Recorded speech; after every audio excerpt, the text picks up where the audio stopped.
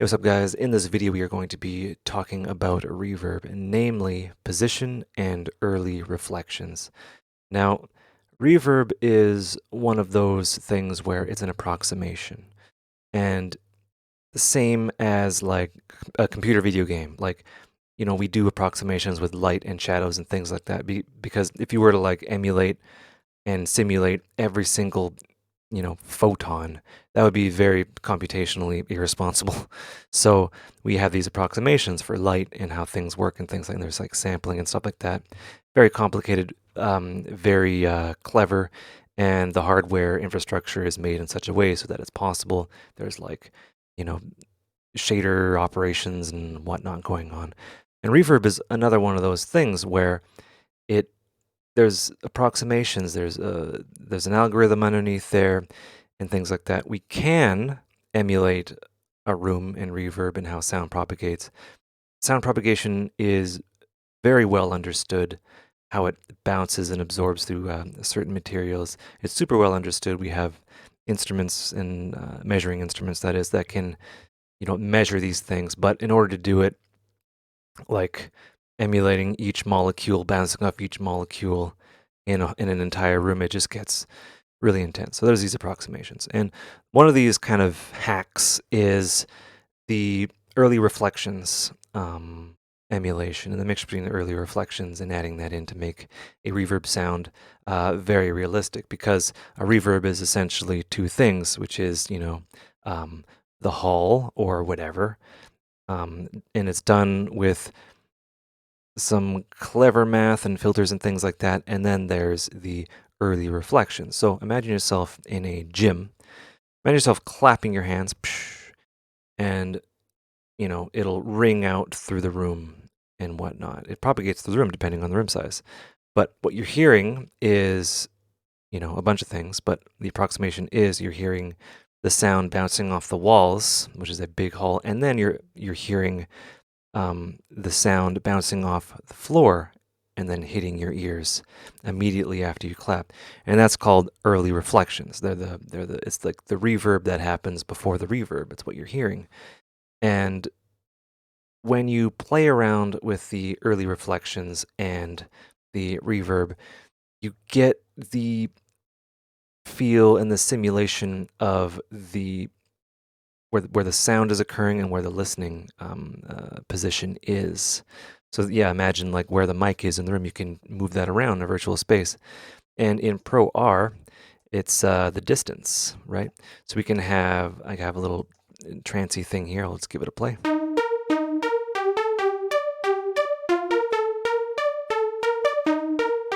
Right. So when we turn on the reverb here, right, I'll turn it all the way to 100%. Right, we're getting that early reflections, but as we, increase or change the dial from close to far, the listening position starts to move away, and this gives you depth.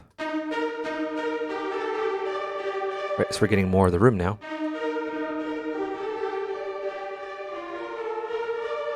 Right, and you can imagine in your mind's eye, the microphone is like on the other side of the gym in some corner and pointing away, it's like, so that is what is kind of being approximated there. Another thing that goes into sound propagation is different surfaces will absorb and reflect sound differently. So the decay profile will kind of, simulate this. So if you have like a decay that absorbs a lot of the higher frequencies, it's more of a library. And if you increase it, it's more of a concrete hall that's super long. Right, and you can increase the space and things like that. And a lot of the reverb plugins do this, and they do this in different ways. No two reverbs are exactly alike. And there is the Eventide stereo room, and this has a similar one here, the position front and rear. But you'll notice that it sounds a little bit different. I'll increase I'll make it 100% wet.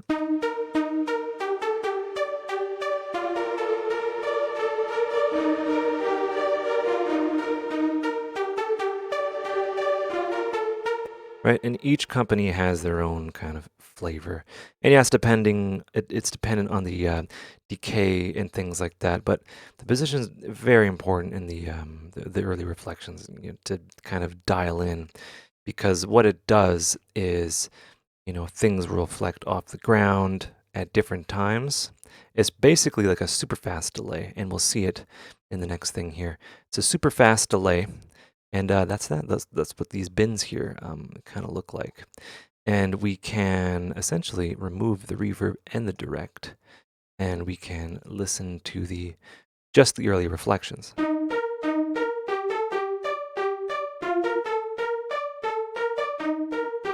Right, and we can bring in the reverb. We can bring the reverb in more.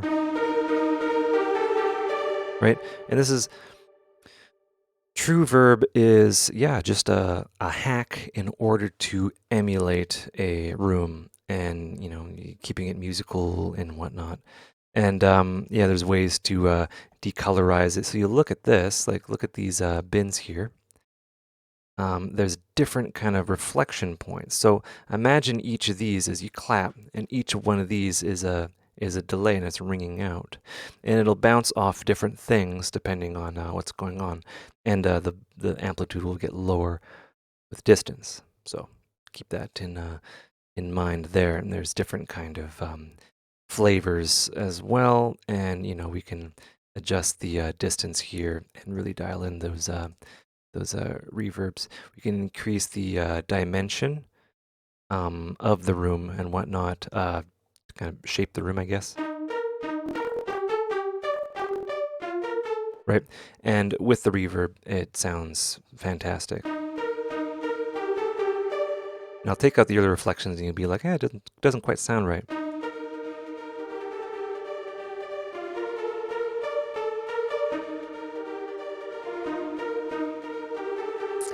Right, and I'll just get the direct in there as well.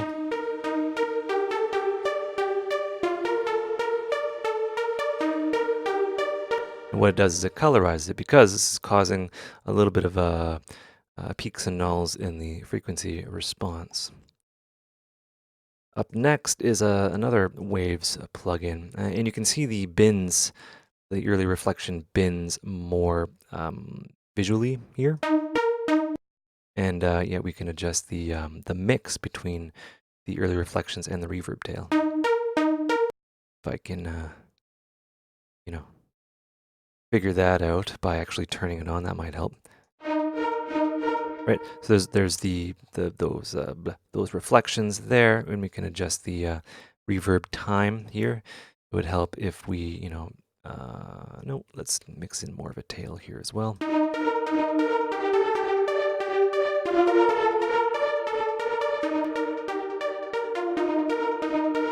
We could do all sorts of things, and then the early reflection select, we can change it so it's more of a linear, I'll just show you, more of a linear drop off. We can change things around, things like that, and do some stuff. It's pretty cool, and we can adjust the size as well, and the build up, things like that, and adjust the pre-delay, which is a whole other thing. So onward, I'm actually not too familiar with hybrid reverb from Wave, but this is another one. And this one we can, change the pre-delay. Actually has a look ahead, which is pretty interesting. But we can take a listen to, this is a Renaissance reverb, different flavor. You can see the early reflection bins here, and stuff like that. We can increase the reverb. Let's just listen to that by turning it on. Right, adds a color. We can adjust the size and all sorts of things. Change the reverb type. Chambers are a lot more reflective. So the bins here are more. It's not a linear drop off. Plate. Plates are pretty weird. Plates are very wibbly wobbly. I give me a million years, I'll never be able to properly explain what's happening in a plate reverb. But yeah, they're very wibbly wobbly, and they have a lot of color, for lack of a better term. And there's like the non-linear ones. She'll give it a different color, things like that.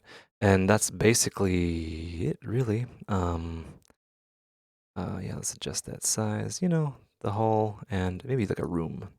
Room, a room is pretty gentle, might be a chair, might be a table, or like a drum kit or something. Who knows? These things happen.